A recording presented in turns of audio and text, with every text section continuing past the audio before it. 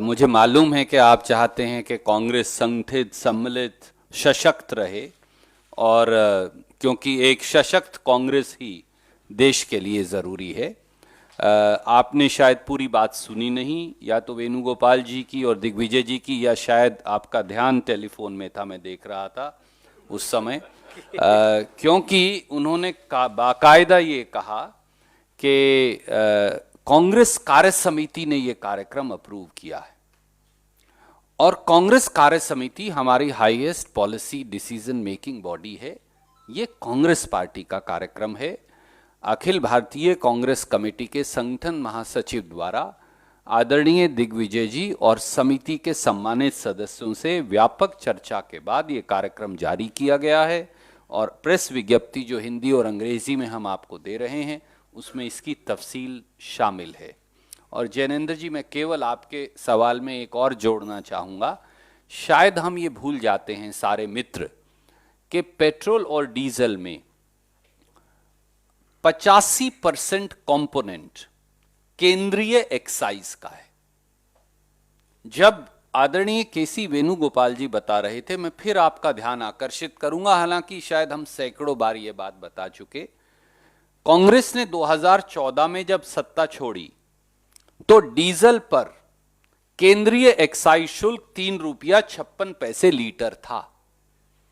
आज कम करने के बाद भी वो 28 रुपया प्रति लीटर है। तो अगर आप इसे 2014 के, और उस समय कच्चे तेल की कीमत $108 प्रति बैरल थी, आज $80 प्रति बैरल है। अगर आप कांग्रेस के बराबर भी कर दें तो 24 रुपया लीटर तो डीजल कम हो जाएगा। पेट्रोल पर केंद्रीय कांग्रेस शुल्क, केंद्रीय एक्साइज शुल्क 9 रुपया 48 पैसे प्रति लीटर था जब कांग्रेस ने सरकार छोड़ी, और आज कम करने के बावजूद भी वो लगभग 29 रुपया लीटर है। तो 21 रुपया लीटर पेट्रोल कम हो जाएगा अगर कांग्रेस की सरकार के बराबर कर दें तो। जो प्रांतों का वैट है वो केवल 8 से 12% ही है पेट्रोल डीजल की कीमत का, इसलिए उसमें 50 पैसे 1 रुपया कम करने का बहुत ज्यादा 2-4 रुपये का अंतर हो सकता है। जिस दिन मोदी जी 23 लाख करोड़ की लूट जो वो 7 साल में कर चुके पेट्रोल और डीजल पर एक्साइज की वसूली से, वो सरदार मनमोहन सिंह जी और सोनिया गांधी जी और कांग्रेस की सरकार के बराबर कर देंगे। इस देश में पेट्रोल की कीमत 40 से 45 रुपया, 50 रुपया लीटर, और डीजल उससे 5 से 10 रुपया सस्ता हो जाएगा। Yes ma'am, sorry I miss that.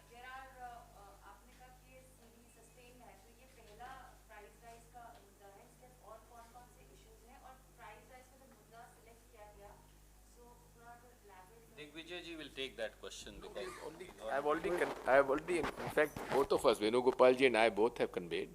This is the first.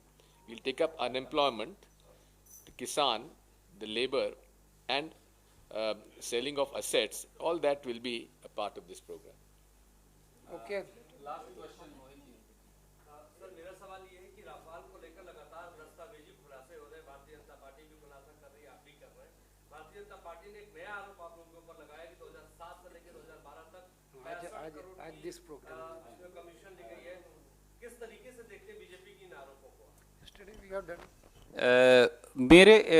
मेरे साथी पवन खेड़ा जी ने तफसील से कल इस पूरे मामले को जनता के पटल पर रखा था, पर मैं संक्षिप्त में 3 लाइन आपको कहूँगा ताकि दिग्विजय जी की ये जो मौजूदा आज हमने बात की है उसे डाइल्यूट ना हो। नंबर 1, मोदी जी ये बता दें देश को कि उन्होंने राफेल में भ्रष्टाचार, no bribery, no commission, no middleman की क्लॉज प्रधानमंत्री ने क्यों हटाई थी, वो भी डिफेंस प्रोक्योरमेंट प्रोसीजर की वायलेशन में। क्या वो किसी के भ्रष्टाचार को प्रोटेक्ट कर रहे थे? दूसरा, मोदी जी ये बता दें 3 अक्टूबर को बीजेपी के 2 केंद्रीय मंत्री सीबीआई को दरखास्त देते हैं 18 अक्टूबर को कमीशन के सबूत सीबीआई को मिलते हैं और 23 अक्टूबर की रात को 1 बजे इस देश के इतिहास में पहली बार मोदी जी सीबीआई के प्रमुख को हटाते हैं। क्या इसलिए कि उसकी कहीं जांच होने वाली थी? और तीसरा और आखिरी सवाल का एक जवाब वो और दे दें। सारे सबूत आपके पास हैं, 2018 से आपके पास हैं। राहुल गांधी जी, कांग्रेस पार्टी बार बार कहती रही है कि भैया चौकीदार चोर है, क्योंकि 526 करोड़ का जहाज आपने 1670 करोड़ में खरीदा है। जो जहाज हम 526 करोड़ में विद ट्रांसफर ऑफ टेक्नोलॉजी खरीद रहे थे रफेल, वो आपने 1670 करोड़ रुपया विदाउट ट्रांसफर ऑफ टेक्नोलॉजी खरीदा। यानी देश के एक्सचेकर को 42,000 करोड़ का चूना लगा। ये 10, 20, 50, 60 करोड़ कमीशन का मामला नहीं है।